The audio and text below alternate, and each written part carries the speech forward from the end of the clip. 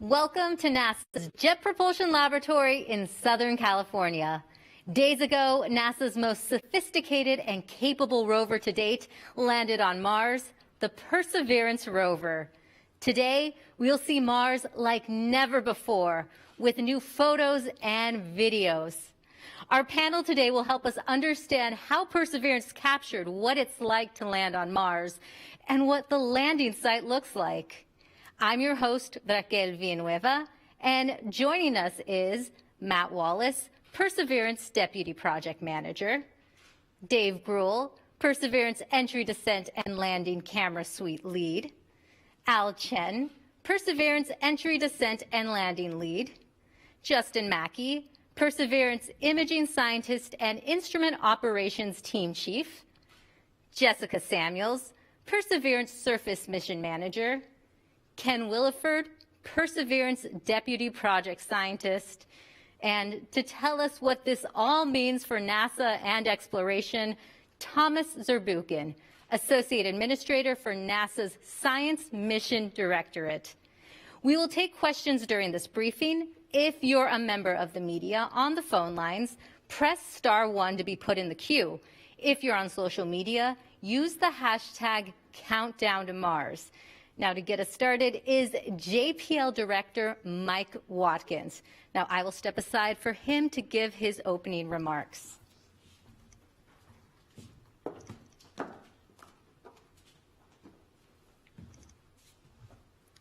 Thank you. Welcome back to JPL. We have a jam-packed press conference today, and I was just looking at the team here. I think we're trying to add it up, maybe 100 years of combined experience with Mars rovers on the panel today. Now, we have been working very hard since we landed. The surface team has been getting the rover set up for the surface mission. They've been working Mars time over the weekend, making fantastic progress, and you'll hear about that today. You'll also see some brand new images and videos that we acquired over the weekend, or downlinked over the weekend. And these are really fantastic images of the surface of Mars and the rest of the descent imagery that, that we got a preview of on Friday. These images have always been part of the history of JPL. We have taken everyone along with us on our journeys across the solar system through the rings of Saturn, looking back at the pale blue dot, and incredible panoramas on the surface of Mars. This is the first time we've been able to actually capture an event like the landing of a spacecraft on Mars. And these are pretty cool videos.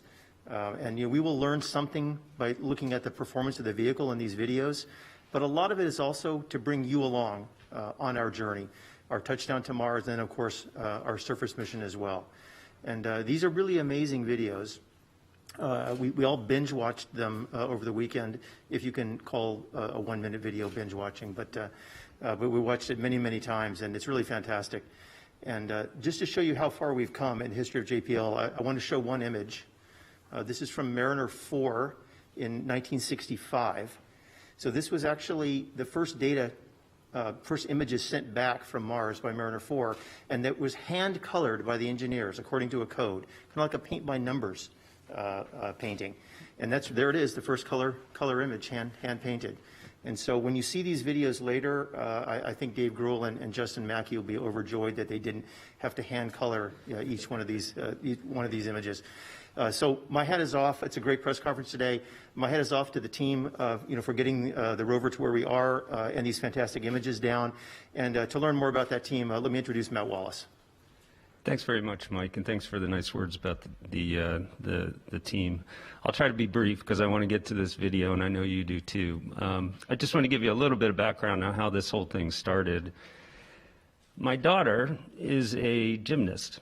She's been a gymnast since she was a little kid. And when she was about, I guess, 11 years old, and the project was still in formulation, she asked me for one of those little sports cameras. And being the indulgent parent I am, I got her the sports camera, and she put it in the harness that it came with, and she put the harness on, and she did a backflip. And I don't know about you, but I cannot do a backflip. But when she showed me the video, and I watched that camera pan up to the ceiling, and then the room go upside down and then somehow right itself as she landed on her feet. You know, I felt for a moment that I had a glimpse into what it would be like if I could do a backflip. And that was the moment that inspired a phone call to my friend Dave Gruhl over here. And that's what led to this system, this entry, descent, and landing camera system. We call them the EDL cams that you're about to see the product of here just in a moment. Now, I don't know about you, but it is unlikely at this point in my career that I will pilot a spacecraft down to the surface of Mars. But when you see this imagery, I think you will feel like you are getting a glimpse into what it would be like to land successfully in Jezero crater with Perseverance. And so without any further delay, I'm going to turn it over to Dave, who'll describe the system, and we'll get to the video. Thanks. Great. Thanks, Matt. The idea of adding a ruggedized commercial off-the-shelf hardware onto a flagship spacecraft to do a nice-to-have function proved to be quite an interesting challenge that Matt handed over to us.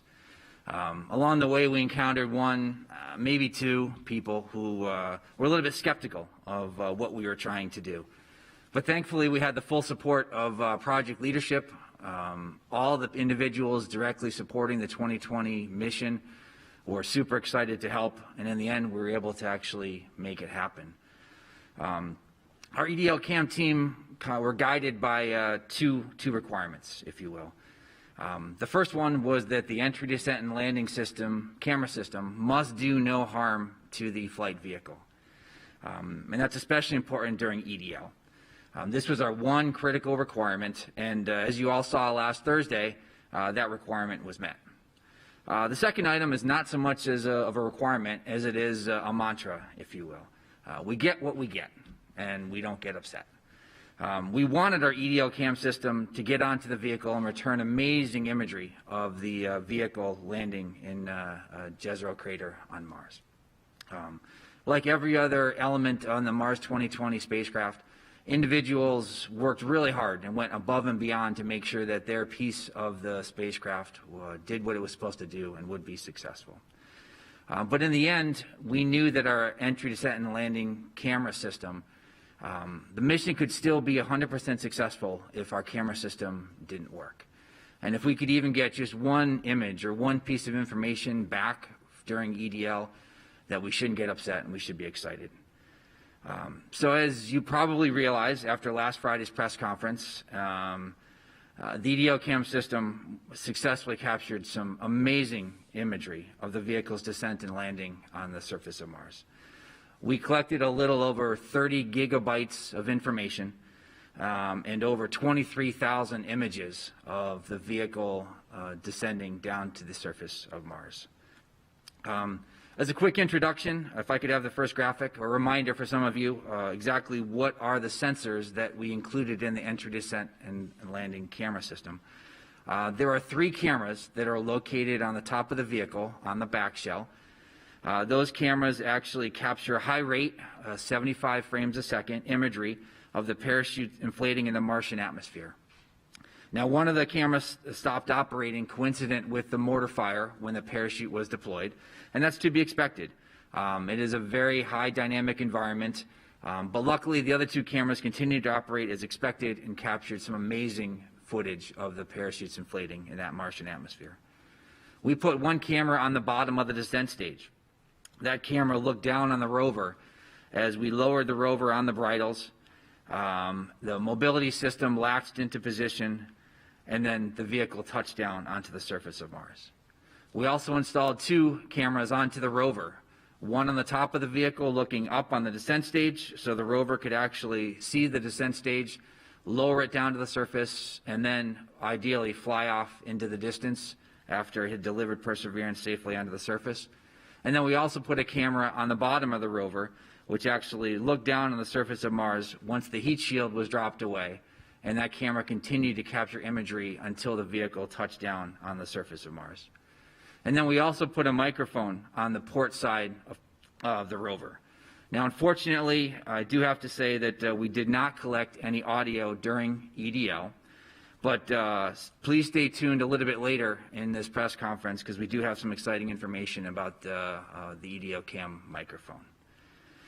So now the reaction to the EDL cam videos has been absolutely amazing around JPL. And we are super excited to actually share with all of you video imagery of Perseverance landing on the surface of Mars. Please roll the video. Starting the straighten up and fly right maneuver, where the spacecraft will jettison the entry balance masses in preparation for parachute deploy and to roll over to give the radar a better look at the ground. Indicate chute deploy. The navigation has confirmed that the parachute has deployed, and we are seeing significant deceleration in the velocity. Our current velocity is 440 meters per second at an altitude of about 12 kilometers from the surface of Mars. Heat shield set. Perseverance is now slowed to subsonic speeds, and the heat shield has been separated. This allows both the radar and the cameras to get their first look at the surface. Current velocity is 145 meters per second at an altitude of about 9.5 kilometers above the surface.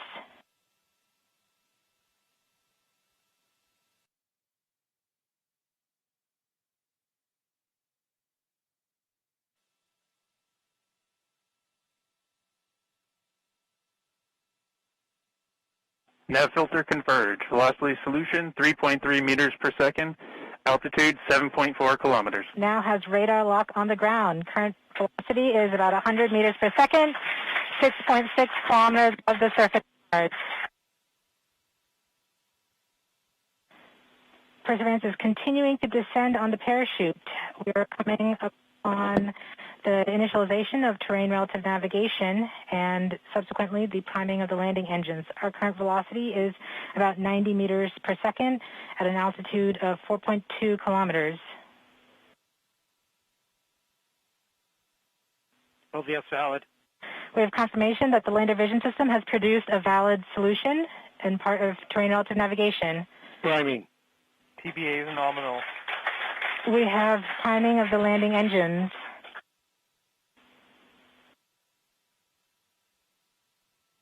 Back shell set. Current velocity is 83 meters per second at about 2.6 kilometers from the surface of Mars. We have confirmation that the back shell has separated. We are currently performing the divert maneuver. Current velocity is about 75 meters per second at an altitude of about a kilometer off the surface of Mars. Here in safety Bravo. We have completed our terrain relative navigation. Current speed is about 30 meters per second, altitude of about 300 meters off the surface of Mars. We have started our constant velocity accordion, which means we are conducting the sky crane, about to conduct the sky crane maneuver. Sky crane maneuver has started, about 20 meters off the surface.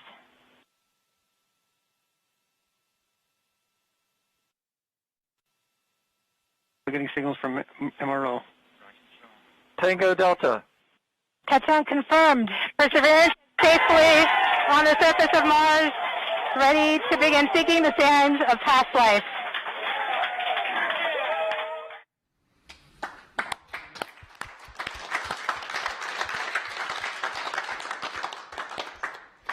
It gives me goosebumps every time I see it. Just amazing. I hope everybody kept their hands and arms inside the vehicle at all times while it was in motion. So I do need to say I wouldn't be sitting at this podium and you wouldn't have all seen that amazing imagery without a lot of support from an amazing team, both those who worked directly on the EDO cam task as well as those who supported us across the project. I thank you for everything you've done to get us here today. Just an amazing, amazing accomplishment. So I'm going to turn it over to Al. Al is going to be our color analyst. Doesn't have a telestrator, but he's going to actually walk through some of those videos in even more detail and actually show you some just incredible things that you can actually see once you look at those videos over and over. I'm not sure the color commentator is supposed to have as many chills as I do right now and every time I see these videos. But I wanted to add my thanks to the EL camera team. I mean, these videos and these images are the stuff of our dreams. It's been what we've been dreaming about for years. So thank you so much. Let's see. As Dave mentioned, we'll try to walk through what we see a little bit. We won't take that much time because we could spend literally all day looking at these videos, and some of us have spent all the weekend looking at these videos. But we'll just try to show you some highlights of what we've been seeing and invite you all to continue to look for more things as we kind of see new things every time we look at these videos. So let's start with the parachute upload camera, and let me give you a quick warning to not blink because things go really fast here. You can see that you can get a sense really of how violent that parachute deploy and inflation are. The parachute pack, the parachute is packed so densely that the pack is basically the same density as oak, and it's about 150 pounds. It gets launched out of the spacecraft with a mortar, which is basically a cannon, with a muzzle velocity of around 100 miles an hour. And the spacecraft itself was going about 1,000 miles an hour at this point, going about 1.75 times the speed of sound. So just in case you blinked, let's show you that one more time. You can kind of see that in high speed and then or real time, and then we'll slow it down and take a look at the details. Okay, so let's try to walk through this a bit slower, this time at about quarter speed, and we'll pause at times to point out things we see. So let's start that rolling. Okay, here you can see the pack getting pushed out of there. You can kind of see the pack right in the middle as it's being pushed, and the parachute lid, which is right on top of it, it's kind of that circle to the left of the pack, was on top of the pack. And it was there to protect the parachute during entry. It's got some thermal protection system material on it to keep the parachute nice and cool and protected. And the pack is used to push that lid right off the vehicle, given that cannon force. You can also see some of the other things that have popped off of that lid, which is kind of expected given how violent this launch really is. So let's move on from here. So we keep going out here. You can see the pack reach what we call line stretch. So that's as far as it's going to go. It's where the parachute's going to start inflating. That's about 150 feet behind the spacecraft, and it got there in just under 1 second. So this pack is really moving. That's pretty much, as the parachute starts to come out, you can see the pack is rotated about 90 degrees. That's pretty common. We've seen that in some of our testing here on Earth at high altitude as well. So let's keep going and take a look at the inflation. So that inflation really looks textbook. It's nice and symmetric. The parachute opens in only about 7/10 of a second, again, really fast. There's no evidence of tangling of the lines, which is great. There's about 2 miles of lines in the parachute system, so the fact that we don't see any evidence of tangling or any kind of other misbehavior is great news. And I'm sure we'll be studying this video for many, many years and picking it apart frame by frame. And of course, we have a second camera on board as well that recorded this launch and inflation of the parachute. You might notice the pattern that's on the parachute here. Distinct patterns are useful in helping us determine the clocking or orientation of the parachute. Also, the contrasting sections can be useful in tracking different positions of the parachute, different portions of the parachute as it inflates. So it's especially useful when we have multiple cameras, as we do here, and are trying to track features in the parachute inflating. In addition to enabling incredible science, we hope our efforts and our engineering can inspire others. Sometimes we leave messages in our work for others to find for that purpose. So we invite you all to give it a shot and show your work. Let's move on to the rover download camera and take a look at that in a little bit more detail. So if we start that up, you can see the heat shield falling away very nicely and symmetrically. Pausing here, we can take a look at what we see on the heat shield. First, we see the medley components on the heat shield. You can see the electronics box and the gold wires that lead to all the various sensors that measure the aerodynamics and heating during the entry portion of flight. We can also see some white flecks in different places, both on the heat shield and free flying, which are likely frost that accumulated on the heat shield. That heat shield is really, really cold during cruise, so it's not at all unexpected to see some of that frost appearing on the heat shield on the inside. You can also see something we didn't expect to see if you kind of look at the 4 o'clock position on the heat shield or so, towards the middle, somewhere between the middle and the edge. One of the springs that helped push the heat shield off seems to have come loose. It doesn't, it's not much of a big deal, but it's definitely not what we expected. If you look at the other 8 springs, they actually are where they're supposed to be, all around the edge of the heat shield. There's no danger to the spacecraft here, but it's something we didn't expect and think we wouldn't have seen if we didn't have the camera system to show us what was going on. So let's keep rolling here. we can see that the heat shield basically stays in the same orientation as it flies away from us. It'll come back into view in a little bit. But this is great. This is kind of what we expected in terms of the aerodynamics of that heat shield. It doesn't tumble or do something weird that was unexpected in flight. So that's very useful to have this video to show us that.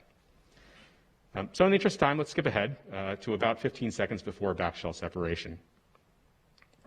So starting this video here, you can see that the spacecraft is rocking back and forth while hanging under the parachute.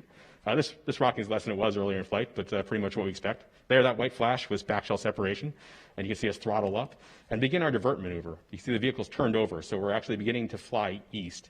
And that's why you can see the delta over there. As it maneuvers eastward to the eventual landing site, it actually passes over the field of view, will pass over the landing site, and then kind of overshoot it a little bit because it's got to stop that horizontal divert that we did.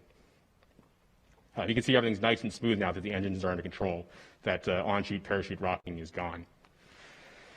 So here we are, slowing down and stopping it, and we're coming straight down on our eventual landing site here. You can see that as we really begin to slow down here, you can see the engines as we get lower throttle up there and stop us here. And you can see it beginning to push all that dust around on the ground on the two sides. That shaking there is the rover deploying and the mobility during a sky crane. And here we are coming down, and that rocking motion of the rover we'll see in other videos.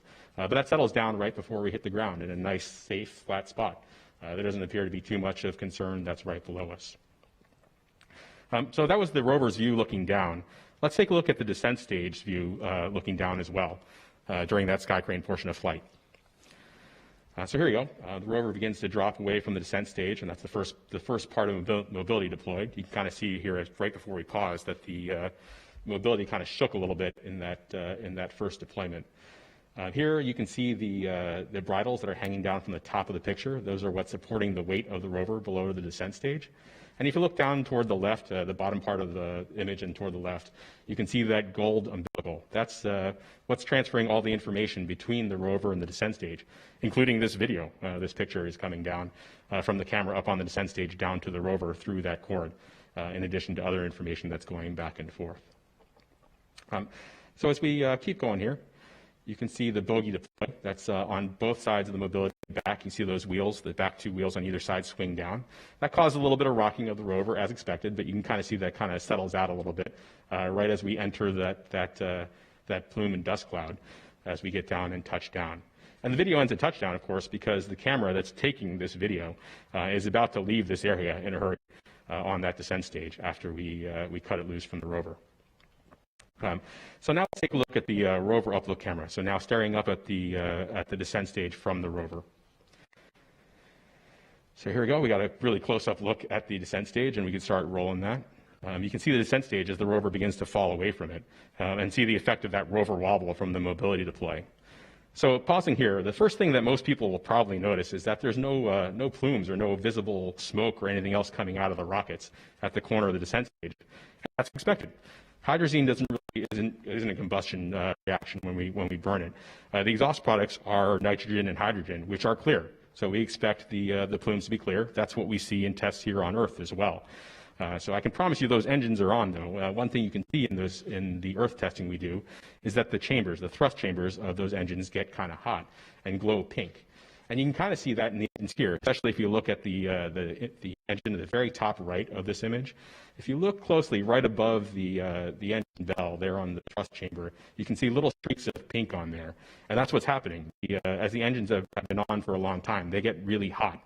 And that heat shows up there in those pink stripes that we see. So take a look at that closely when you get a chance to look at the image in some detail. As with the previous videos, you can see the bridles that are supporting the weight of the rover there at the bottom now of this image, and that umbilical, again, transferring data back and forth between the descent stage and the rover. So let's keep going a little bit more. You'll see the image begin to wobble a little bit here. I can promise it's not the descent stage wobbling, it's actually that rover tipping back and forth a little bit as we saw as the mobility deploys, both the first initial mobility deploy and then the bogies deploying. As we near touchdown, let's slow it down a bit and proceed in slow-mo here. So now we're watching about quarter speed. Things are getting pretty dusty here as we get down toward the bottom. Take a look here at the bottom left of this picture. You'll see actually the instant that we cut the descent stage away. And you'll see those throttles begin to get retracted up toward that descent stage as they're pulled up. And this is as planned. See as they got yanked up there right before. And then we'll see the descent stage begin to turn and ascend and head out toward the northwest with the umbilical dangling behind it. Since the rover was pointed almost directly to southeast, the descent stage chose to go toward the back. That's also to make sure, of course, that the engines don't plume the rover, that we don't damage the rover with that engine thrust. So we sent that descent stage off to the northwest, which Jessica will show you about in a little bit. So I can and have watched those videos for hours and keep seeing new stuff every time. So I invite you all to do that too. So now I'll turn it over to Justin, who will talk to you a little bit about the images we've been taking on the ground. All right, thank you, Al. I'm Justin Mackey. I'm the Mars 2020 Perseverance imaging scientist here, and I develop imaging systems at JPL. And when Dave asked me to help out with the EDL cam development about 6 years ago, I was really excited about it. I knew it would be challenging and interesting, and even possibly spectacular, but I had no idea that it would be this amazing, and we are so happy and proud, and I just want to thank Dave and Matt for just giving us the leadership and giving us the chance to do this. Like Matt and Dave and Jennifer and Rick and others on the project, I've actually worked on all 5 of the NASA rover missions, and as part of my job, I review images from Mars like every day. That's what I do. And when I saw these images come down, I have to say I was truly amazed. And I know it's been a tough year for everybody, and we're hoping that maybe these images will, help brighten people's day.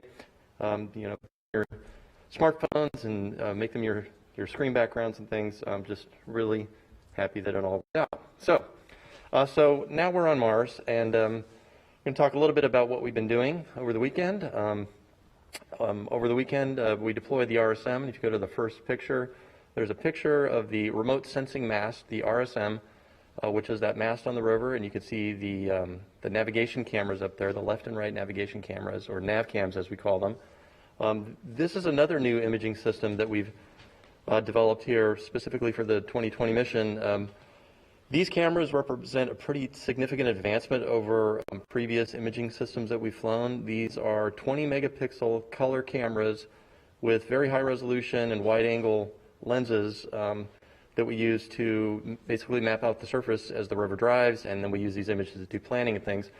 And so the first thing we did after we deployed the mast is we started imaging the surface. So the next slide shows one of our first images from the cameras. This image is actually in low resolution mode. So it's 1/4 of the full resolution of the camera, so it's been shrunk down. But you can see right there the vista that we're seeing. This is the rover, obviously, on Mars, and you can see some of the material that landed on the deck. But everything looks in good shape, and so we're using these images to inspect not only the vehicle, but the surface around us. The next slide shows the view down towards the surface. You can see the wheels there. This is the same surface you just saw in the EDL cam videos. You can see some of the scouring that the rocket plumes did for us, clean it off, make it nice and clean so we can take pictures of it and dust it off for us. The next slide shows a view looking out towards the south, and this just an amazing scene here. This is it. This is Mars. We're here in our place that we're going to be exploring over the next months and coming years. And it's just really exciting to see, these scenes look familiar to us. They look Earth-like in a sense. You see the mountains back there and the rocks and things. It's just, it really is the surface of an alien world, and we just arrived. You can also see some more scouring there over on the right. The next image looks over towards the west. You can see the delta out there in the horizon, and again, more scouring from the rocket plumes. And then we take all of these images and we stitch them together into panoramas. And so that the next frame shows the full panorama from the NavCam stitched together. We're still working out calibration and things, so this is approximate color, but it just gives you a feel for the vista here that our new environment that we're going to explore, and we're hoping everyone will join us in seeing these images. Today we're going to be releasing a whole slew of raw images. It's been a fire hose of data, basically. We have thousands of images already from the EDL cameras, nav cams. You've seen the HAZ cams. And so we will be putting those out on the website today for people to download and process yourself, or just look at the great pictures, find your favorite picture, and make it your screen background. And then the last image that I just wanted to point out is the first image, one of the first images from the Mastcam Z camera. This is another next generation imaging system on the rover. Jim Bell is the PI. I'm the deputy PI for this, working with our industry partners, MS Cubed, down in San Diego. This is just a fantastic imaging system. This is a preview of things to come. This system has a zoom lens on it. That's what the Z stands for. And we are going to get incredibly high resolution photos from this imaging system. I just wanted to point out a few things in this picture. On the far right, you can see those cables where they had been cut in the video that you just saw. So there's kind of a close-up of that. And then just in the middle, to the left of that black instrument, that's the rover upload camera. That's the camera that actually took the video of the sky crane as we were coming down. And then in the bottom of the frame is the Mastcam Z calibration target set. There's two of them. There's the circular one with the shadow post, and then the color chips on the bottom. There's another cal target in the back. That's the SuperCam instrument with our partners from Los Alamos and in France. We're going to be commissioning SuperCam over the next few days. And then finally, just as a teaser, I'll point out that there is a little antenna there to the right on that box, the center right. That is the helicopter antenna. That's the helicopter base station location. And preview of things to come. We're excited about that as well. So with that, I'm going to turn it over to Jessica to talk about latest status. All right. Thank you, Justin. I know you can attest firsthand to being in the control room and the excitement that everybody has been experiencing, seeing all these images from the surface. And as they come down, we're immediately sharing them, and everybody clapping and smiles all around. So, great camera suite. So I am happy to report that Perseverance is healthy and continuing with activities as we have been planning them over the first few sols on the surface. To date, which is really only just 3 sols of activities and one more, and coming up later this afternoon, we've executed 5,000 commands. So lots of instructions to the vehicle for her to perform, and having everything come back exactly how we've been wanting it to, with respect to our health checkouts and our instrument checkouts. So things have been going well. A couple key highlights. So we have fired and released our launch lock restraints to allow mechanisms to be deployed. We saw the remote sensing mast, but one of those also being the high gain antenna. Now this is important for the high gain antenna to be deployed because it increases our uplink rate to the rover, and so it will allow us to send a higher volume of instructions to Perseverance and allow her to perform more involved activities over the days to come. Additionally, with respect to our communication, we have established a strong communication link with all of our relay orbiters and our partners, the Mars Reconnaissance Orbiter, the MAVEN Orbiter, Trace Gas Observer, the TGO, and Odyssey spacecraft. And so we thank those teams and are happy to be able to use those assets to relay all of the information that all these beautiful images that we are looking at today. The remote sensing mast motion checks were nominal and as expected. And all of our instruments have gone through their initial checkouts, and we're happy to report that they are all performing nominally and as expected. Now, when I say nominal, it really means fantastic, because we can't wait to continue to use this payload suite. Our backup computer was turned on yesterday, and that was in preparation for our upcoming flight software transition, which we will be performing over the next few days. And the Ingenuity helicopter has also been checked out, and we have performed a battery charging event, which we will continue to perform over the weeks to come in preparation for that aspect of the mission. But looking ahead, we are excited to be on our surface flight software. This is a much more surface capable, a lot more capabilities for the surface mission as part of this flight software load. It will take us a few days to transition, but once we're on that load, it will allow us to do further in-depth checkouts of the instrument, as well as deploy the robotic arm and exercise some of the turret items that you see in this image. So you can see that we have our coring drill in the center, our Pixel and Sherlock instruments mounted to the side, and that black tank is to support the gas dust removal tool, which will remove dust from the surfaces that we will be inspecting later. So coming up here, the wheels, if you noticed in the image now, are off to the side. We will be performing a wiggle. We'll straighten those up. We'll do a short drive.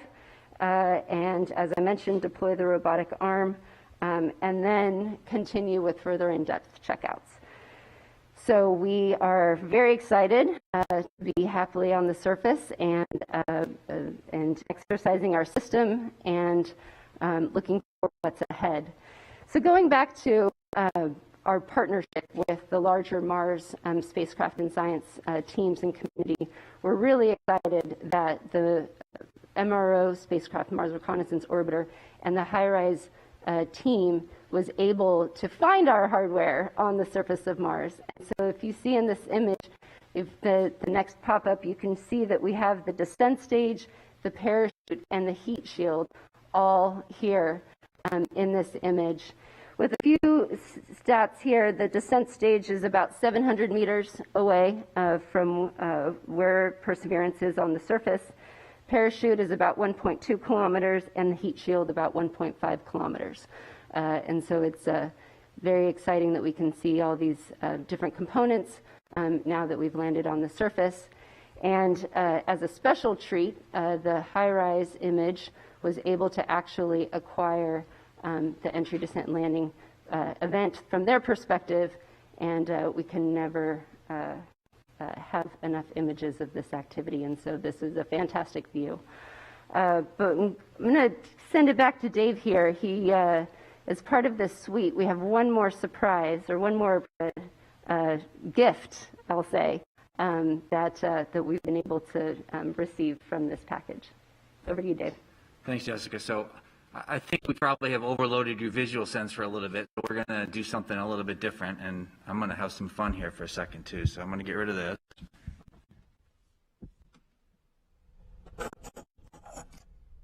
And I'm going to talk to you now with this. This is the microphone that was part of the EDO camera system.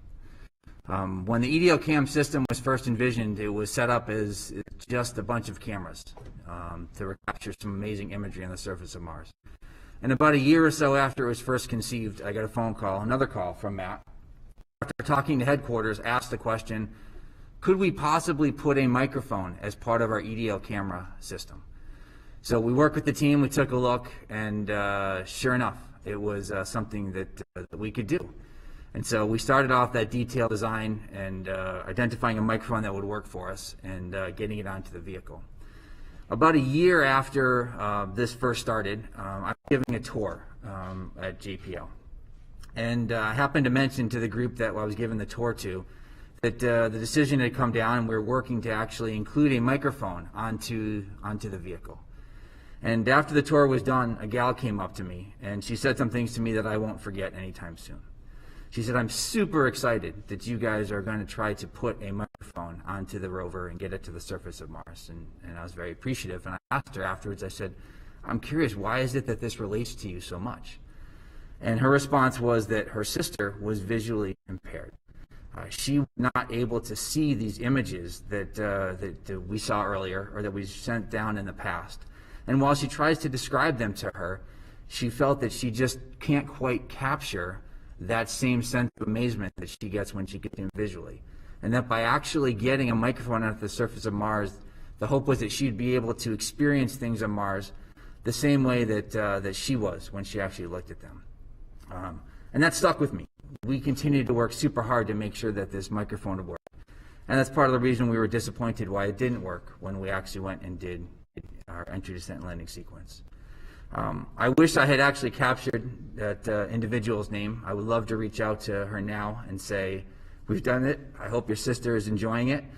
Because what I'm going to show you in a second, or what you're going to hear in a second, is actually the first sounds being recorded from the surface of Mars. So there are 2 microphones on the Perseverance vehicle. There's this microphone here, which is part of the entry, descent, and landing system, and there's a second microphone that is on the SuperCam instrument. And we're counting on both of these instruments, recording some absolutely amazing sounds from the surface of Mars. So with that, I invite you now to, if you would like to close your eyes, and just imagine yourself sitting on the surface of Mars and listening to the surroundings. If I could have the first one, please.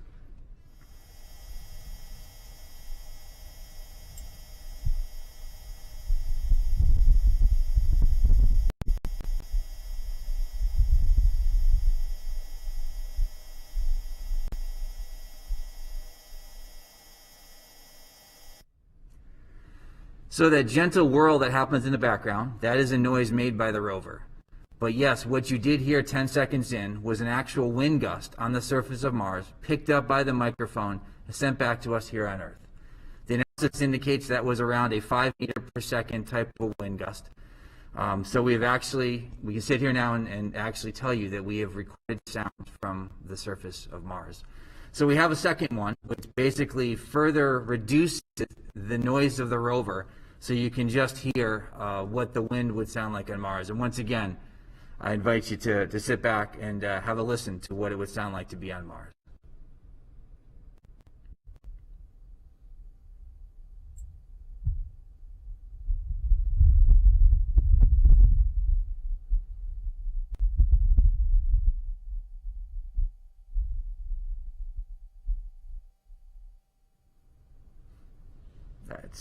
It's cool. It's really neat, overwhelming, if you will. I can't remember what I was going to go and say next. So looking forward to doing some amazing things with the microphones going forward. We need to work with the ops team. There's some great science that they're looking to do. We're hopeful that we continue to use these microphones, both the SuperCam microphone and the EDO cam microphone, to capture sounds, perhaps the rocks interacting with the surface. SuperCam is going to use theirs to get some great data of them zapping rocks. So as you've heard and will continue to hear, we're just beginning to do amazing things on the surface of Mars. And now Ken is going to talk to you a little bit about the science that we've done to date and what they're looking forward to doing as we continue to move forward. Thanks, Dave. And I'll start by just taking this opportunity to say to Matt, Dave, Al, and everybody else on this fantastic team, thank you for the ride of a lifetime. That is just incredible, what we've seen today, and what I'm sure we'll continue to see as the mission unfolds. So with all the focus on these spectacular videos and audio, we wanted to make sure to remind you that there's plenty of science going on already, with hundreds of team members poring over every new image. So if we can get the first of those images, as you'll see in this NavCam frame, we start with what may seem like very basic observations: light rocks, dark rocks, holy rocks. That's holy with an E. We use these very generic terms at this early stage until we have more data that allow us to test our hypotheses and make more confident interpretations. Follow along with the mission, and you'll see that this is a theme. As we get closer, our view of Mars continues to resolve and a coherent story emerges. Next image, please. Finally, I just want to briefly point out that we are finding real science value in these EDL cam videos. Here you can see a beautiful new perspective on the Jezero Delta. And if we can get the next image, also a new perspective on some of the beautiful stratigraphy around our landing site, which is up near on the far right side of this image. So now, to put all of this in context for us, I'll hand it over to Dr. Thomas Zurbuchen. Well, what we've seen here today is really nothing short of amazing. You know, and perhaps you've had moments like this before. Some of you have told me that I was too young to remember, but they had a moment like that, for example, when they observed the first landing on the moon. They had moments like that where it felt that we took a big leap, not just in this case because of at JPL or at NASA, but a big leap as humanity.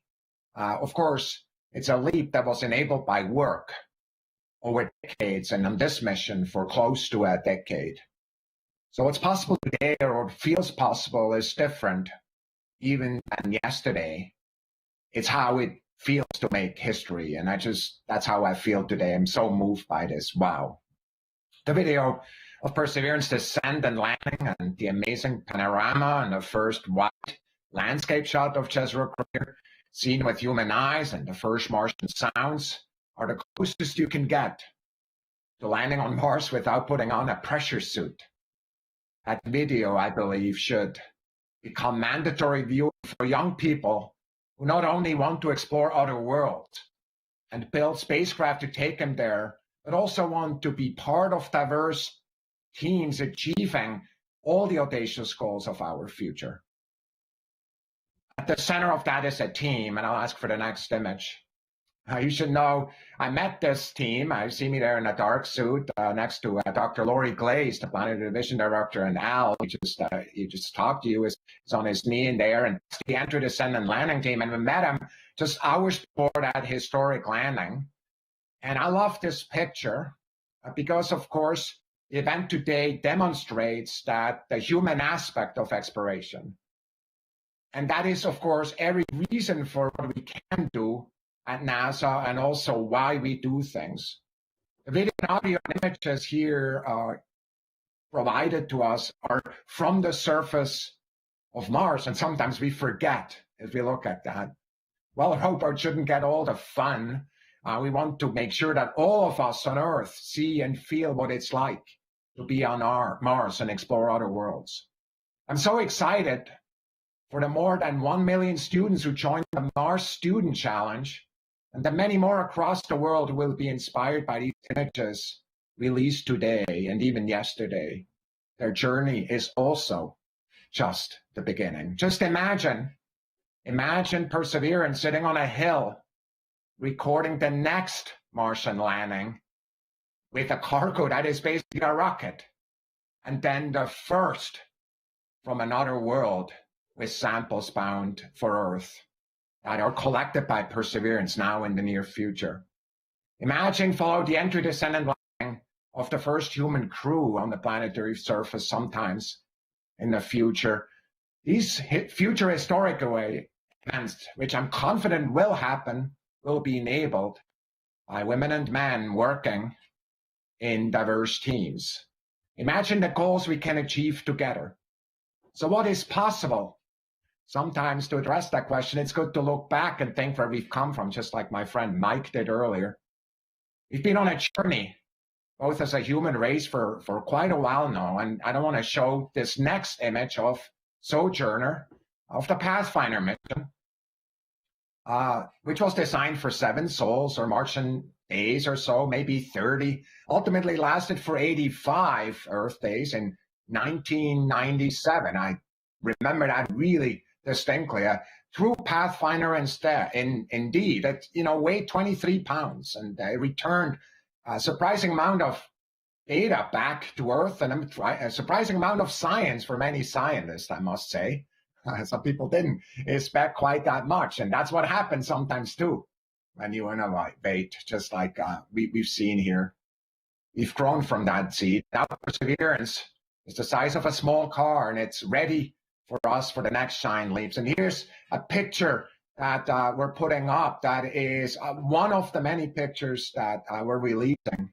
And of course, it's a picture, one of my absolute favorites, and that's a picture of the sample caching system on there, because it's that sample caching system that will connect this mission to the samples that will bring back to Earth and other historic feed we're working on.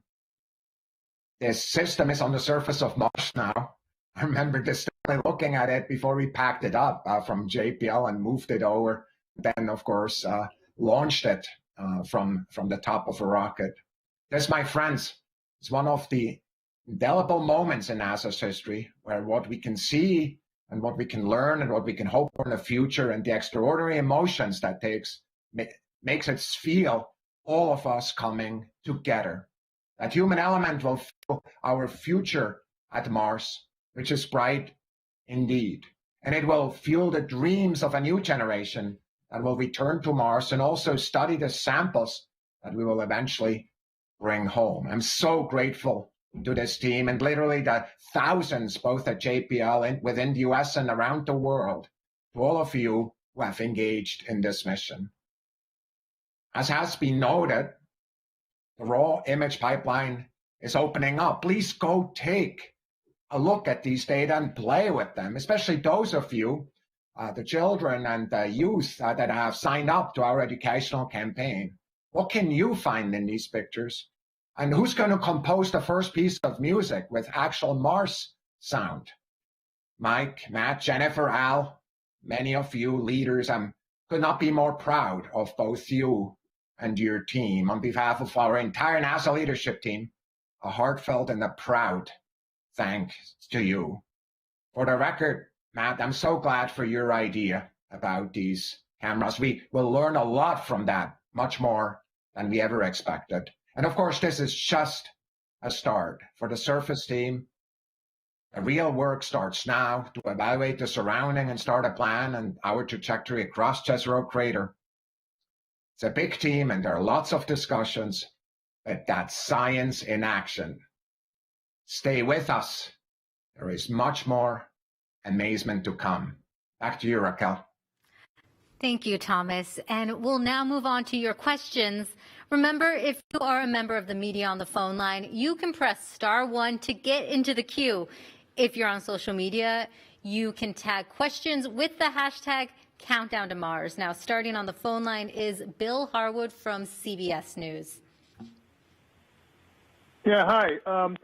I guess this is for Al or maybe for Matt. I mean, other than the loose spring you guys saw in the heat shield, is there anything at all in that video that looked off nominal? I mean, you know, it looked like it was almost textbook. And I'm not saying that just to, I don't know, give you free praise, but I didn't see, you know, I don't see anything like that. So is there anything? Thanks. I can take that one. We've been poring over those videos and looking for anything that could be wrong, and also looking at the rest of the data. And we did have a pretty clean run through entry, descent, and landing. There were a couple of bits of the parachute lid that came off. Some of that was expected. In fact, we knew that there was some risk of that as well. And there was, if you look at the video, you can actually see a chunk. That's the radome. It's a cover. For one of the Logian antennas we used during cruise and also during part of EDL, that came off. We had hoped that it wouldn't, and we tried to restrain it a little bit better, but we knew that it was a risk that it might. So that's something we noticed that's on there as well. There's a couple other little things that we've been taking a look at, but I think you're in general right that the entry, descent, and landing system behaves as expected, and it did what it had to do. Especially given, and a big shout out to the terrain relative navigation system, which put us down in the safest spot that was available to us. The places that we had to choose from weren't great if we didn't have something like terrain relative navigation. So, yeah, the landing system worked great. Great, thanks, Al. And up next, we have Marcia Dunn from the Associated Press. Yes, hi. Wonderful video. I'm just wondering, did the JPL team get to see snippets coming down in the video, and then, or did you have to wait until this 1 minute video was put together? What was the reaction when you first saw the video and laid eyes on it? And for David, why do you think the mic didn't work during descent? Thank you. I can say a couple words about the first part. I had trouble leaving this mission support area this week just because I kept waiting for every little bit of information to come back from, particularly from these cameras, but from the vehicle in general. And I can tell you, every time we got something, people were overjoyed, giddy. They were like kids, you know, in a candy store. You know, we'd get a thumbnail, which literally is just a really low-res, blobby-looking thing of one of those videos that came down first, and we'd just be falling on the floor excited with what we were seeing, and that's before even the high res came. You know, there's a lot of people that have contributed to this entry, descent, and landing system. Our chief engineer, Adam Stelzner, happens to be here in the studio. He was kind of the father of the sky crane system. This started 15 years ago for him. He and his team have never seen this system operate before, not even on the Earth, because we can't test it on the Earth. So this is the first time we've had a chance as engineers to actually see what we designed. And I just can't, it's hard for me to express just how emotional it was and how exciting it was for everybody as we got this information down. I'll turn it over to Dave to say a couple words. Hey Dave, before you say that, can I just chime in on the first image? This is Justin. I will say, when we get these first images of any of these imaging systems, the test images never look as good as the real thing. It's not even close. In fact, it's very hard to simulate a lot of these things, especially these, sky cranes and things. And so the images that we normally see during test programs are, there's always like a ladder in the background, or the lighting's never quite right, or there's a car. In the case of the EDL cams, we have these big targets out in parking lots, and we were dodging cars to try to do our tests and things. And so that moment that you get these images from Mars, it's just kind of an electric feeling where it just all just snaps into place, and you get these pictures that are just like perfectly, they're pictures of Mars that you can never simulate here on Earth. And I think that we all experience that, especially after we go through months and months of testing, and the images don't really look that great. And people get skeptical, like, are these cameras really that great? Because that looks like a garage or something. So it's just amazing to get these pictures, and I think we all feel that way, because we're all seeing pictures of insides of labs and everything, and they're never that great. But it's amazing to get these photos from Mars. Okay.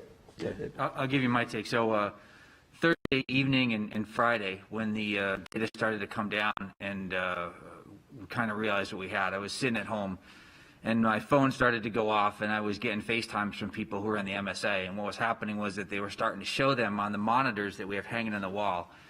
And people were turning their phones around and saying, Gruel, you got to see this reaction. And people were just jumping up and down and giddy and ecstatic. And it was a great feeling. I mean, from where I was sitting, I not only was excited to see these videos and what we had captured, it was also the fact that a lot of people had put in a lot of effort in to make this system work. And to actually reward that effort and to pay it back and get this excitement going, it made me super happy. I was glad to see that all the hard work, all the dedication had come in, and that everyone was just excited about not only what we had captured, but also what this mission could do going forward. So, it was a great feeling. It was a feeling I won't forget for quite some time. And then regarding the question about the microphone, we started to look at it. What we think happened is that there was a communication error between the device that is responsible for digitizing the analog signals that the microphone picked up and then passing them back to the computer that actually stores all the data. We're not exactly sure why it happened. It could have been a fact of it was just so much data streaming into the system. We tested it, but obviously everything's a little bit different on Mars than we actually have here on the ground. So we were pretty quickly able to determine we didn't think there was a hardware issue with the microphone, which is why we were able to approach the project and get their concurrence to try to turn the microphone on then on that SOL 2 boundary. It's just unfortunate that error happened during the EDL, and we just weren't able to record any of the data that we generated during the sequence. All right, thanks. And up next we have Chris Davenport from the Washington Post. Hi, thanks for taking the time and for showing this. I really appreciate it. I wonder if you could talk a little bit about the cameras that were used to record the video. I understand they were specially designed, maybe by a commercial company called SLIR Systems. Just curious to know, what goes into, designing a camera that's sustaining the G's, the blast of the thrusters, everything that it's got to go through to capture that images. Thanks. Okay, so the cameras were originally purchased from a company called Point Grey, which was then bought out by FLIR. And I can tell you that the modifications we made to the camera were minimal. This was not a camera specifically designed for use on Mars. You can purchase the same camera off the internet for whatever applications you might have for it. The only things we did is we actually added some bonding material on the inside to try to make sure that in the dynamic environment of launch, and then that mortar fire event that I talked about, that the camera would continue to operate. And then we had to swap out a couple pieces on the inside because in the vacuum of space, they had the ability to outgas material, and if that material deposited itself on the detector, then we wouldn't get the clear images that we actually got. But other than that, it was not specially designed for use for this application. It is a commercial off-the-shelf camera. Thank you. And up next, we have Michael Sheets from CNBC. Hi, congratulations again on capturing stunning footage of this landing. I'm curious on two aspects. I mean, one, Adam Seltzer, you guys had said that in 15 years since he really engineered the sky crane, he never actually seen it in operation. I'm curious what Adam thinks about seeing this work on another planet, and secondarily, how this informs and how being able to actually see the landing informs future missions, even as NASA looks to one day land astronauts. What does this really teach you about trying to get people on the surface of Mars? Let's see. Adam's not up here, but I can channel him for just a moment, perhaps, and tell you that this is a thrill of a lifetime. I think not just for Adam, but all the people that contributed to this architecture development. Back on Curiosity, I remember when we first briefed this system, with the supersonic parachutes and multi-body systems, and we're going to lower this thing on a tether, and people just looked at us like we were insane. And Adam and his team, of which Al was part, they kept at it, and they explained why it made sense. They explained why it was robust. They explained why it would work. It was not easy to build, I will tell you that, as the flight system manager on Curiosity. But once you build it and once you test it, it's something that really is designed inherently to interact with the uncertainties that Mars throws at you. And so I think being able to see his system operate like this, in high definition, landing at Jezero, it doesn't get too much better than that, I don't think. So I'm going to throw it to Al. He can maybe say a few words about the types of technologies and information that we have on the technologies on the system and information we got getting back from EDL and will be getting back as part of our reconstruction activity that feed into the future.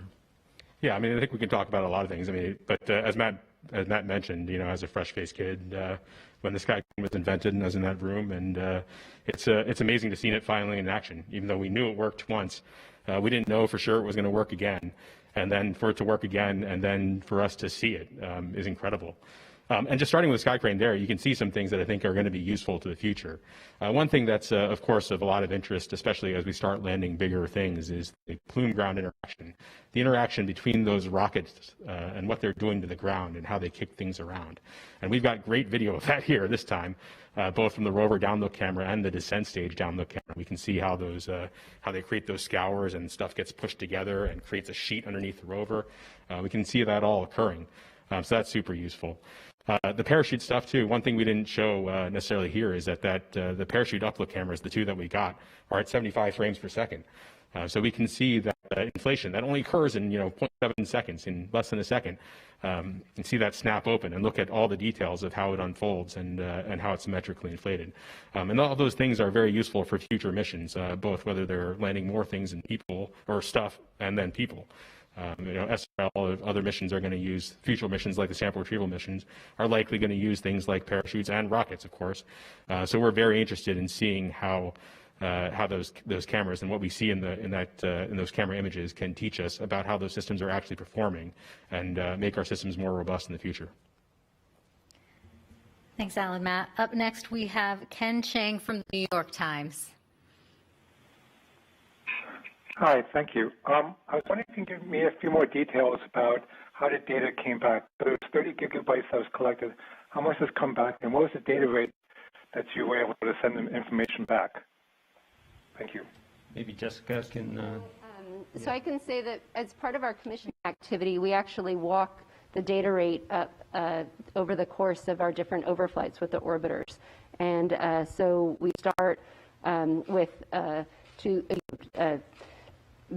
lower rate, 2,000, 8,000, and then we increase that into an adaptive data rate with the orbiter, in which we can continue to go many megabits, 2 meg, 8 meg, and then much further beyond that over the course. The total volume that I don't have off the top of my head, and so maybe, I don't know if that's something that Dave or we can provide for you later.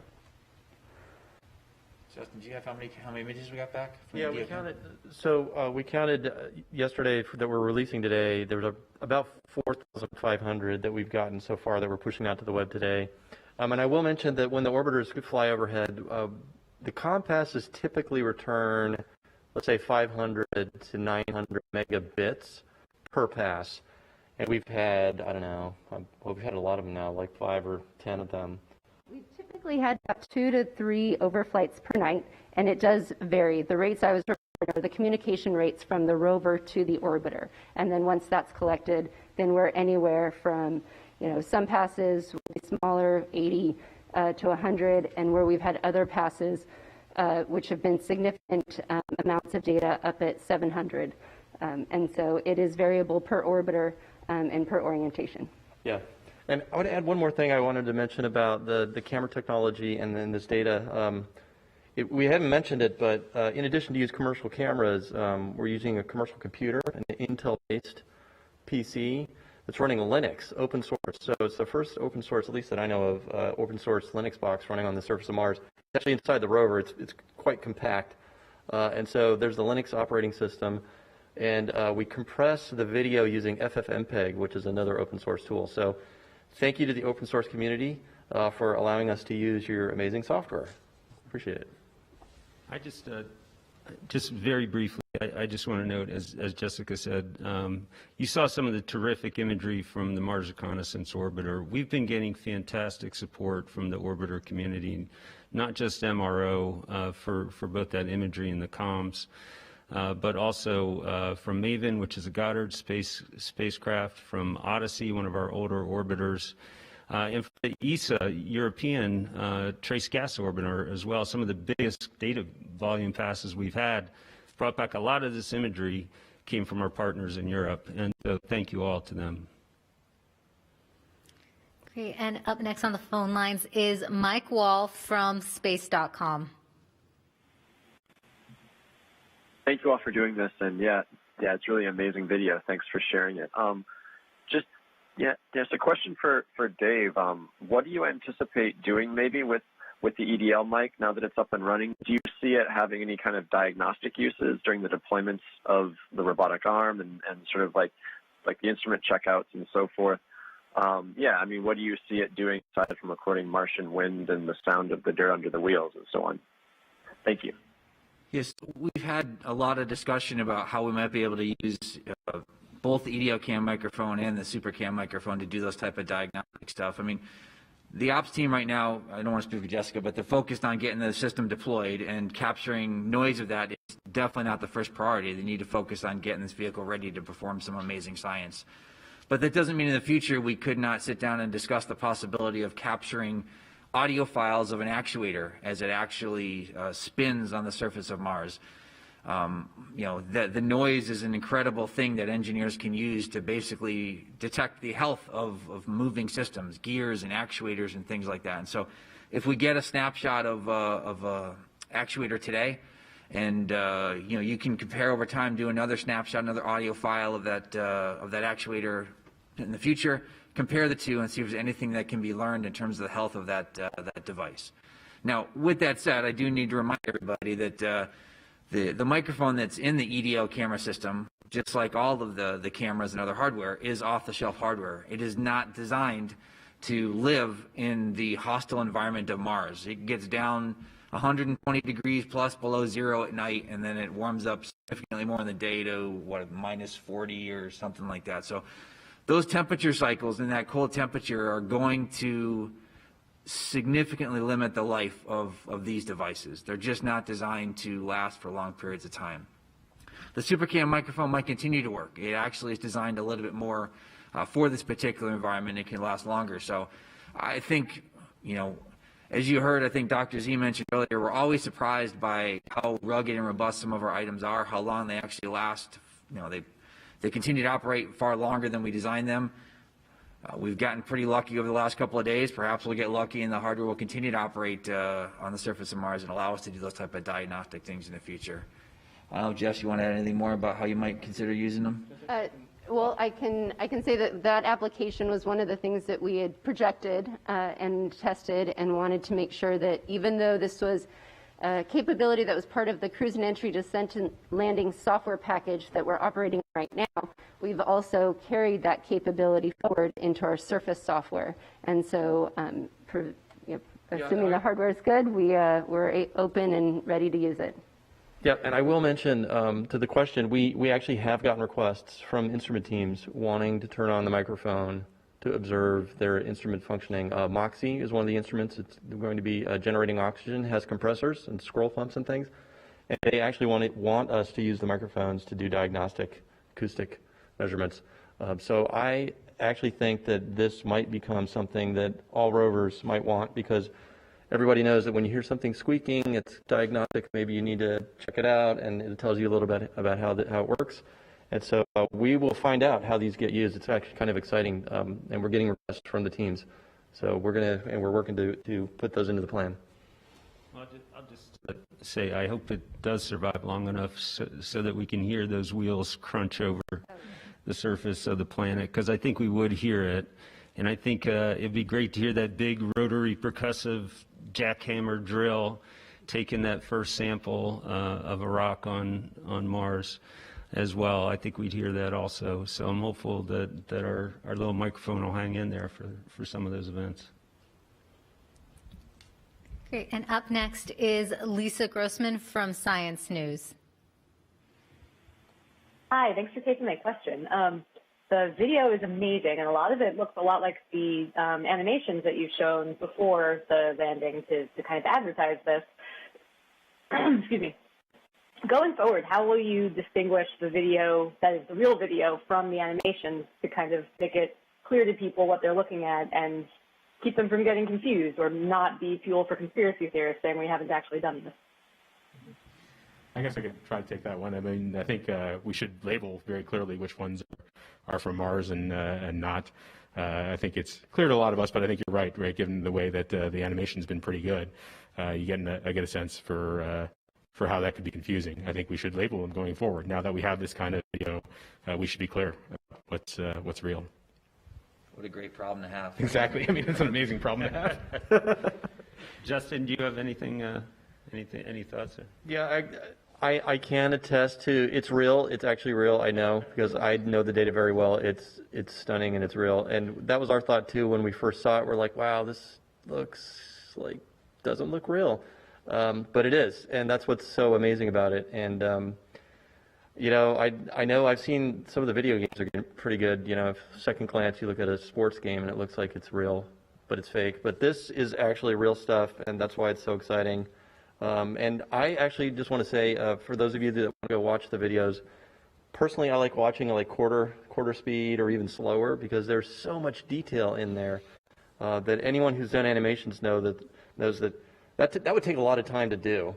And it all happens so quickly, and the camera cut everything, and so that's how we know it's real, because we know so much about these systems, but there's just so much detail that's one way that you could look at. But yeah, there's one other thing I forgot too. I remember early on MSL, when they started coming up with the animation for Curiosity's landing, we had a discussion about the plumes actually coming out of the descent stage, and the fact that they were clear and that you wouldn't see them in real life, like you don't see them in the rover upload camera.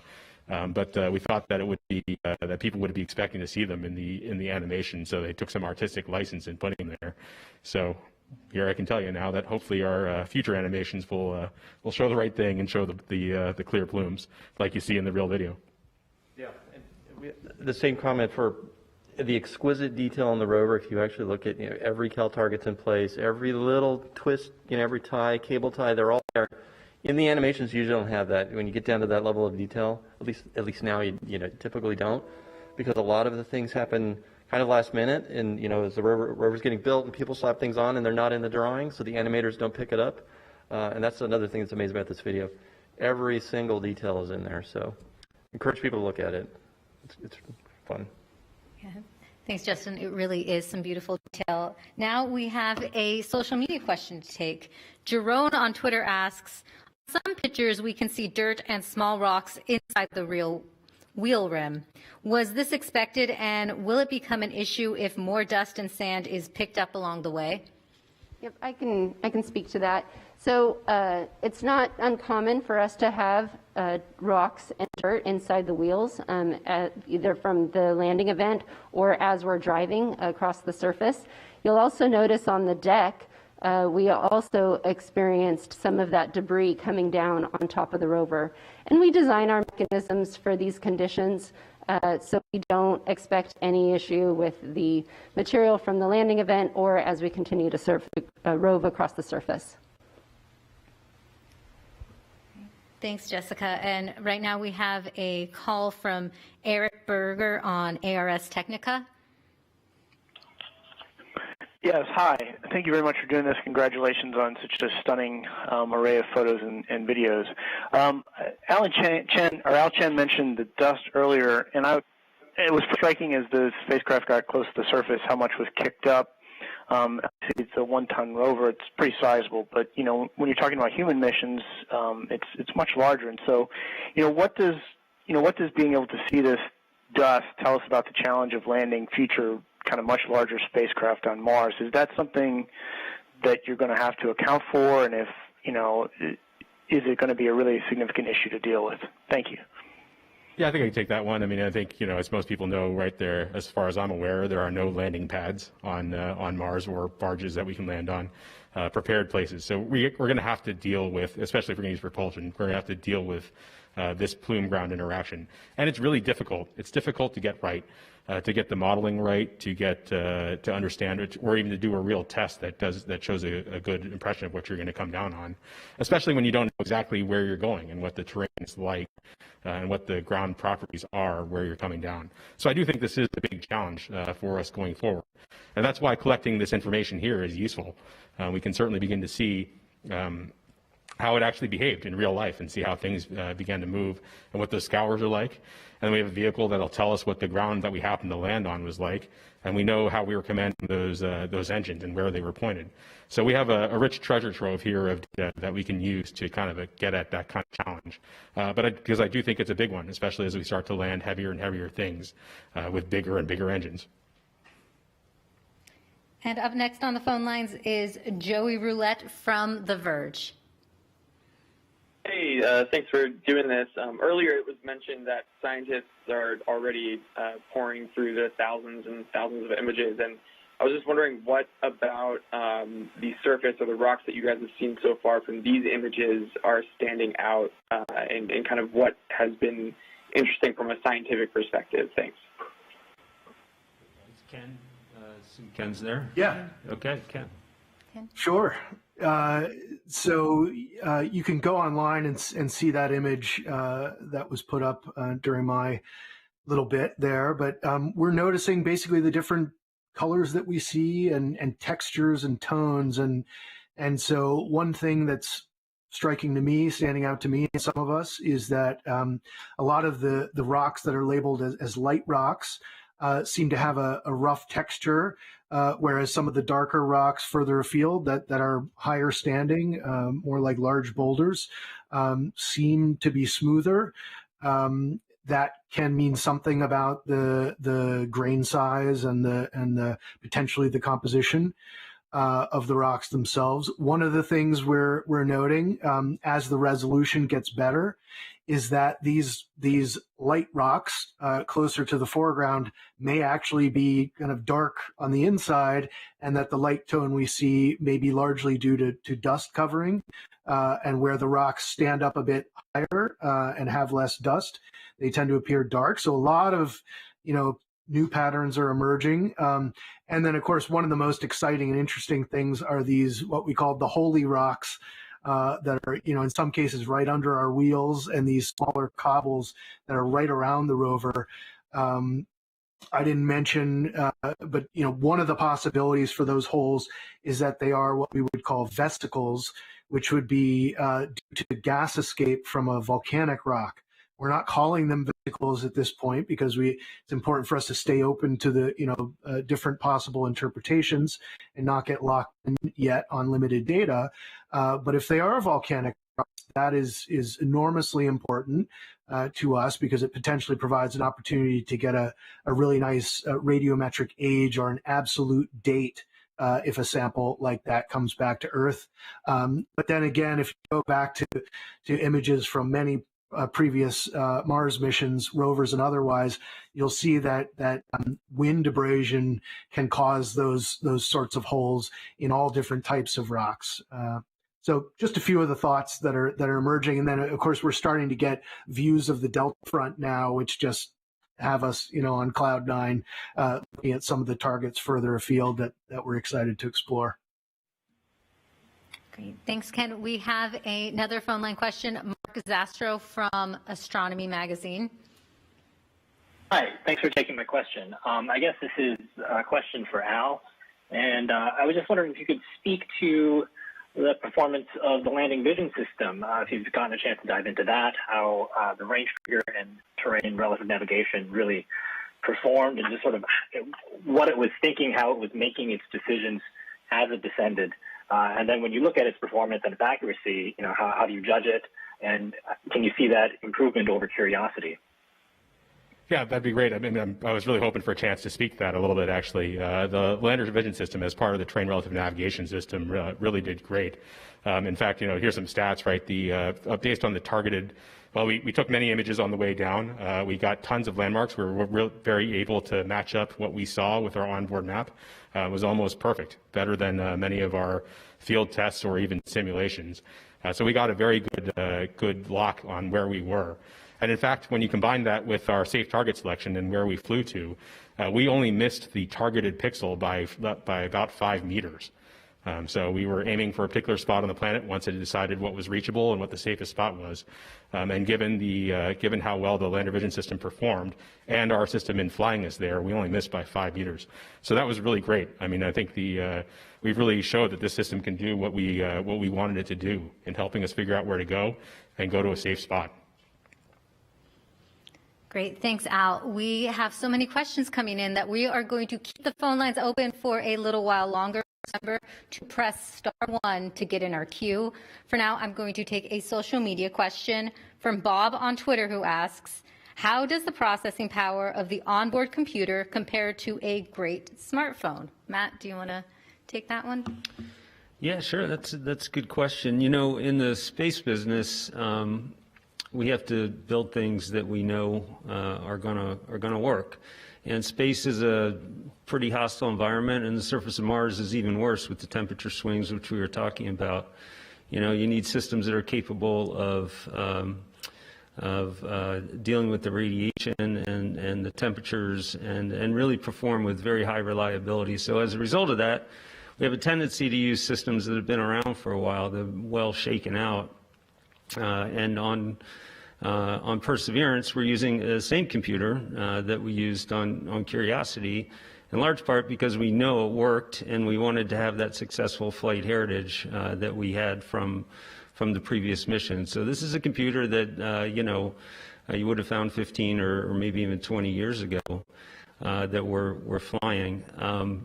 Having said that, these EDL cameras, which we were just talking about, are off the shelf, state-of-the-art, new technology, and it is always a thrill for us when we have the opportunity, like we did in this particular application, to bring that kind of technology into our systems. It's a very powerful way to multiply our functionality and our capability. And so this was a great example of being able to use new technology. So I don't know if that's an exact answer to the question, but in short, that's that's a summary. Great. Thank you, Matt. And Thomas, we actually have a question for you coming in. Hayden, an 11-year-old from Ireland on Twitter asks, what advice would you give to a budding planetary scientist in working towards maybe being part of the mission that will bring back samples to Earth in the future? Oh, I'm so glad for that question. I think about that a lot. And the advice I would give is, first of all, that's exactly the right time to get into that career. For Hayden, that now there could not be a better time to join that career. Even if you started 10 years earlier, or in 10 years, now is the time to start that. The advice I would give is, go really start playing with data right away. Yes, go to school. The teachers that are there are your best allies going forward. That eventually. Probably you'll be perhaps at the university or at an advanced school, but go to school, do that. But the other thing I want to just give you advice on, Hayden, is we're putting all these data out. Be your own researcher. Learn how to do that. Go play with it. That's what research is so much about, and find others who are just as excited as you are. And I'm sure soon enough we'll have you on our teams in the future. That's some great advice. Thank you, Thomas. And up next, we have on the phone lines Alexandra Witz from Nature magazine. Great. Thanks very much. I'm not quite sure who to address this to, but I wanted to ask about InSight and whether InSight had heard Perseverance landing. So I'm not sure anybody up here has the latest information. Do you, Al? Have you heard anything new? Just heard from other folks on the team. I'm not sure if this is official or not, but that they hadn't seen much yet. I think we'd have to check, to be honest, to be sure we got the right answer. So. Great, thank you. And then another phone line question from Jackie Goddard from the Times of London. Hello, congratulations everyone. One of the most common questions that I get from readers who aren't generally a scientific audience but regular folks is, what is the point of spending all this money to go to another planet and explore it? And sometimes that's not even a question, it's a statement. There are cynics out there. Can you say why we explore, and how does humanity benefit from you finding out what you find out and doing what you do? Thank you. Give everyone who wants to answer time to answer. I can, or Thomas, did you want to? Thomas might want to comment. Yeah, why don't I get started and turn it over to you, Matt? Is that okay if I start? Matt, you good with that? Yeah, that'd be great. So frankly, I'm thinking about this question all the time. Why do we explore? And of course, when we do that at NASA, I just want to let everybody know that if you look at how much money we're spending on each planet and the exploration of each planet, of course, the majority, the money the planet we're spending most money on, of course, is the Earth, the place where we live, where our friends live, where our history is, and where our future is going to be. And so we're not confused about the importance, and just as excited about the amazing future of what exploration is going forward. Exploration for us, though, is broader than just what is useful right now. And the reason we're so convinced that that is important is, first of all, the questions that have driven humanity, important questions, truly historic questions, in so many ways are what we're really about. Addressing those is what we're really about as humans. We want to be sure, as we look at our contributions of our generations, that we really move forward what we know, and also really affect how we think about ourselves. And that so often comes through research. There's a second reason, though. It's truly secondary, but I'm going to mention it anyway. So often, and surprisingly, the results and the technologies that we're building for the very questions that are really driven by fundamental science questions are extremely useful. And I just want to remind you that perhaps today, whoever asked that question is driving around in a car with a GPS system built for an entirely different purpose and looked at the weather forecast, which of course was not anticipated when in fact we built the first Earth satellite. So yes, we want to focus on the immediate needs today, and it's really important, but it's so critical for us as a species to look forward and explore? Matthew? Thanks, Thomas. I think you said it really well. You know, I've been landing things on Mars now for 25 plus years. And so I've had a chance to go out and talk to a lot of different people. And it's not unusual when somebody asks this question. And I used to, you know, have a long list of reasons. And there are a good long list of reasons. But fundamentally, I've come to the conclusion that in some ways it's kind of a moot question, because how can we not explore? It's just who we are. It's what we are. It's in our DNA. You know, you couldn't stop us as a species from exploring, I don't think. I think it's part of the reason why we're, you know, at the top of the food chain, is because we're curious, because we want to go to places we haven't been. We want to answer questions we don't know the answer to. Sometimes we want to find the questions we don't even know need to be asked. You know, it's just part of who we are, and it opens new horizons, new frontiers. It inspires us. It inspires kids. You know, and as Thomas mentioned, all the academic programs that are paying attention here, science to technology. That we bring to the table, that's important for us, you know, and I think that's the best I can do to answer that question. There's a lot of reasons. All right. We can move on now to another call from Matt Kaplan from Planetary Radio. Hi, everyone. Congratulations from not just me, but all of the Planetary Society. I've been texting with our boss, Bill Nye, the science guy, who has been watching everything along with us. And here's part of his reaction. Oh, my, this is astonishing, dare mighty things. But here's my question for Ken Williford. Ken, getting these first images and video from so much closer to the surface of Mars than we have from the orbiters, in spite of the great job that they're capable of, does this start to make you think about the potential of doing this on a regular basis from balloons or, let's say, a helicopter? Well, sure. You know, almost everything I'm thinking about right now is potential. I guess I've compared it, you know, to several people who have asked me how I'm feeling. You know, what's it like? And the closest thing I can compare it to is, I would say, the birth of my daughter, you know, where the cruise phase that's about 8 months long, you know, is like that 9-month period where you're just waiting and you're just hoping everything goes right. And then she's born.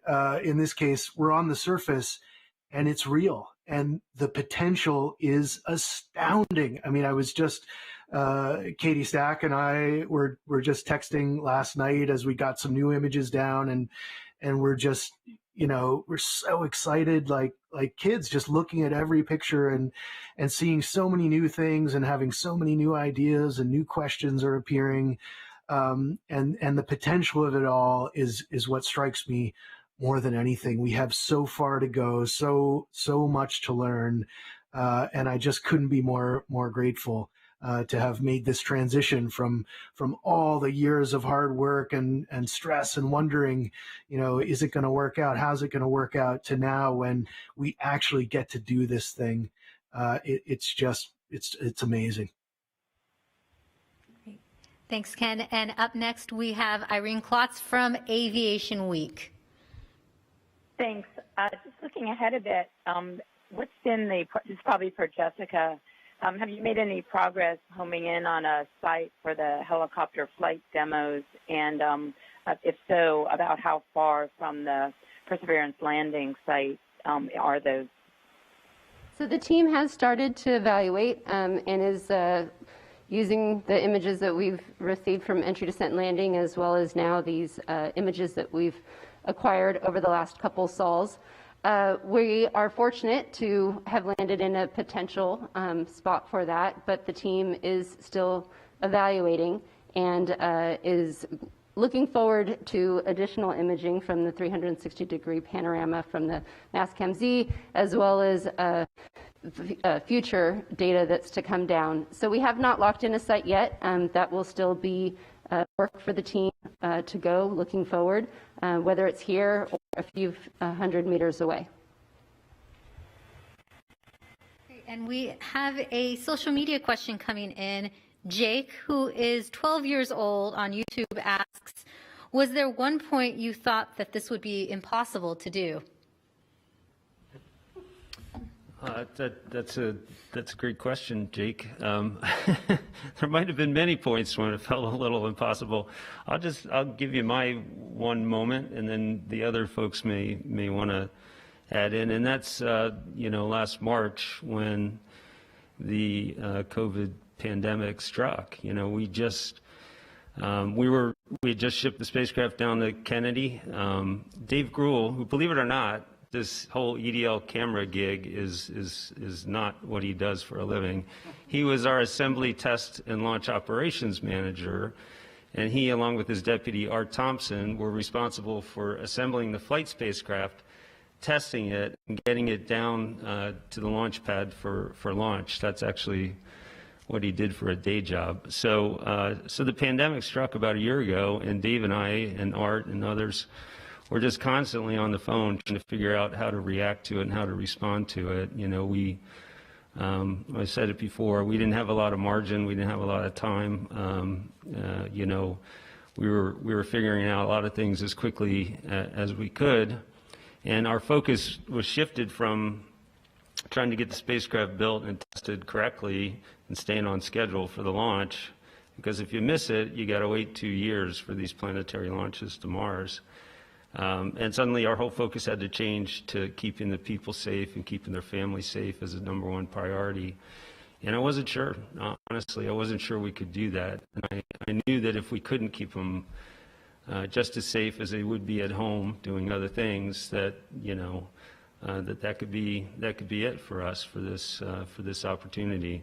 We got tremendous support across the board from the institution here at JPL, from headquarters, Thomas and SMD, and we got through it. But that was the existential moment for me. That time right there, the first 3 to 6 weeks after COVID really hit hard. So, anybody else? Same answer. Yeah, exactly. Same answers. Okay. Yeah, I'll add to that. One of the things that's interesting about these jobs we have are we spend years. I mean, 7 or 8 years for me and all these guys. Years and years of work building, testing, making sure it's going to work.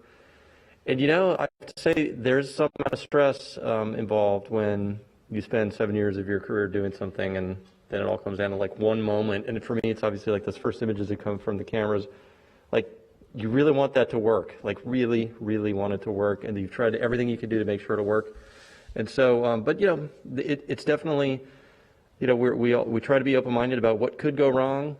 We try to cover all our bases. And that's what's one of the great things about JPL is that there's a team of people here, really smart people.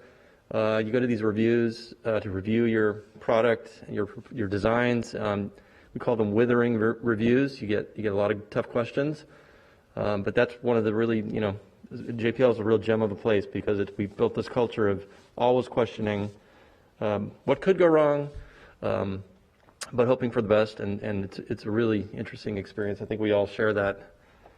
I will agree. I think we invite the feedback from each other and our reviewers to make sure that we are thinking about all the things that we need to think about and pushing ourselves to meet those challenges. And of course you want it all to work, but there are some things that you worry that you didn't think about. But as a community and as a collective and as a team, we use each other to help make sure that we're covering those bases. I mean, the team really did persevere, and we are here today. Up next is Leo Enright from Irish Television. Thanks very much, Raquel. I just realized there's no doubt about it. 12-year-olds definitely ask the best questions. But if you'll forgive me for going geeky on this, could somebody talk to the traversability of Canyon de Chelly now that you've seen these amazing pictures? Do you think that you can just simply turn around the rover and head directly west-northwest, possibly right past the descent stage? Or realistically, are you going to have to go to the northeast, around Olympic, and then to Chamanfoya? I'm sorry for being geeky, but it's kind of a serious question. Can you move quickly? So I'll comment, and I'll let Ken comment also. We have spent, as we do in our development program, as we were mentioning, a lot of time in different conditions to evaluate the performance of our system. And one of the things that we did on this mission compared to other missions was to enhance that traversability capability with enhanced autonomous navigation and as well as processing while we're driving, so to increase our drive rates. Now, we have many more images still to assess in terms of evaluating our path forward, but I'll let Ken speak to maybe some of the areas that we are interested in pursuing. And what's really great is that we work together, with the science and engineering team to evaluate those paths and what sort of terrain is the best for our system. Yeah, so it's a great question, and it's our major focus right now on the science team is answering exactly that question. What are we going to do? What do we want to do? Where do we want to go? And I'll say, first of all, we're so extraordinarily happy about exactly where we've put down, because we ended up right on this major geologic feature, this contact, we call it, between two differently mapped units. And so you see there's this sort of undulating feature that, this sort of obvious line that we're landed right next to, and that's the big contact. One of the major features we were hoping to explore in this mission, and it presents for us one of the big mysteries. I mentioned the possible vesicles. It gets down to one of the big questions for us early on is, what is that crater floor made of? And are there igneous rocks there, sedimentary rocks, both? And there's a lot of implications for both. So what I would say we're probably currently leaning toward is exploring that contact, which would naturally lead us more, I think, to the second of the two options. But we'll see. We've got a good amount of time while the team does the commissioning and checks all the systems out. And during that time, we'll be digesting all those new images and doing a lot of strategic planning, evaluating different options, arguing amongst ourselves in the team. Right after this press conference is over, our first science team meeting post-landing starts immediately after that. So we'll start talking about just those things. So we'll see. Thank you, Jessica and Ken. Up next, we have Stephen Gorman from Reuters News. Hi, thank you very much. Can you hear me okay? Yes, we can. Yeah.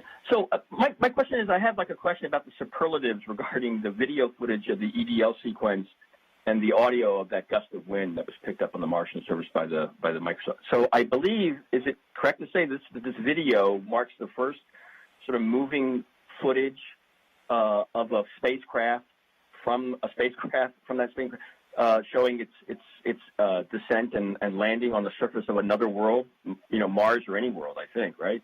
Be that including the moon or an asteroid or anything from that. And then secondly, is this the first sound recording ever made on Mars or any celestial object other than Earth, or just the first one that was made that's been played back on Earth? I was wondering if you could just clarify that.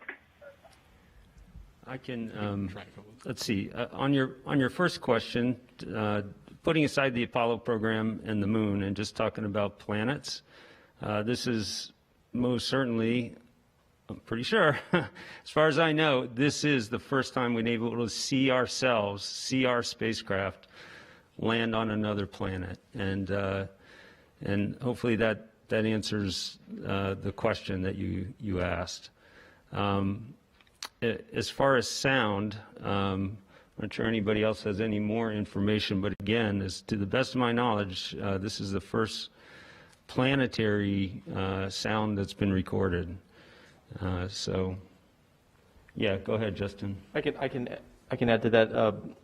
In terms of sound, the InSight lander has a seismometer on it, and they did measure seismic signals that were acoustically driven and then rendered that as audio. So that could be potentially another one. But in terms of like imaging and doing video, MSL did have a descent imager that did video, 3.5 frames per second, so it was a little slower. That was the MARTI instrument. We've also done time-lapse of deployments of things on InSight. You know, we deployed a seismometer and we do time-lapse video. Mars Pathfinder, we did time-lapse video of the rover driving down onto the surface. But then again, it's time-lapse, you know, so seconds in between frames. So it, you know, you've probably seen those. They're all out on the internet. The rover movies. I worked on that as a postdoc actually, but this is definitely the best video of any of them. So I think we can at least say that pretty definitively. It's a whole nother level of capabilities that we now have. So. Great. Well, that is all the time we have for questions today. Thank you so much to our panelists. We unfortunately can't answer all the media questions on there. For those with additional questions, please call JPL's Digital News and Media Office. Our social media team will continue to answer questions online, and we have a Reddit AMA with Perseverance team members starting at 1 p.m. Pacific time today. Now, to see the raw images of Mars, visit mars.nasa.gov/mars2020/multimedia/raw-images. For more updates on the mission, visit nasa.gov/perseverance and mars.nasa.gov/perseverance. And you can also follow us on social media using @NASAPersevere. I'm Raquel Villanueva. Thanks for watching.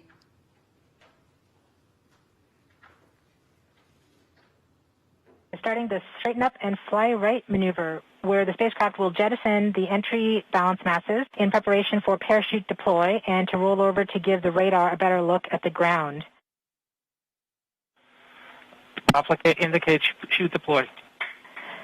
The navigation has confirmed that the parachute has deployed, and we are seeing significant deceleration in the velocity. Our current velocity is 440 meters per second at an altitude of about 12 kilometers from the surface of Mars. Heat shield set. Perseverance has now slowed to subsonic speeds, and the heat shield has been separated. This allows both the radar and the cameras to get their first look at the surface. Current velocity is 145 meters per second at an altitude of about 9.5 kilometers above the surface.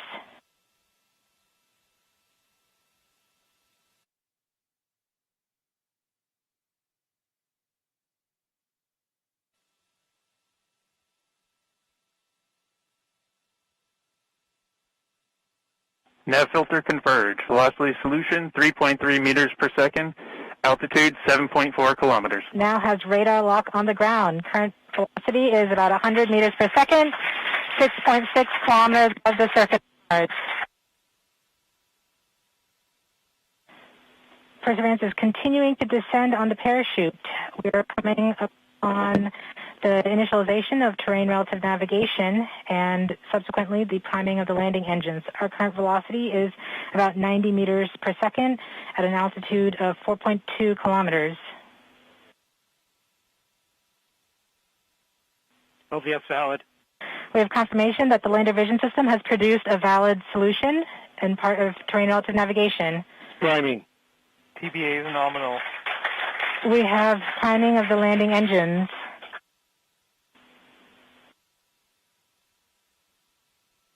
Back shell set. Current velocity is 83 meters per second at about 2.6 kilometers from the surface of Mars. We have confirmation that the back shell has separated. We are currently performing the divert maneuver. Current velocity is about 75 meters per second at an altitude of about 1 kilometer off the surface of Mars. TRN Safety Bravo. We have completed our terrain relative navigation. Current speed is about 30 meters per second, altitude of about 300 meters off the surface of Mars. We have started our constant velocity accordion, which means we are conducting the sky crane, about to conduct the sky crane maneuver. Sky crane maneuver has started, about 20 meters off the surface.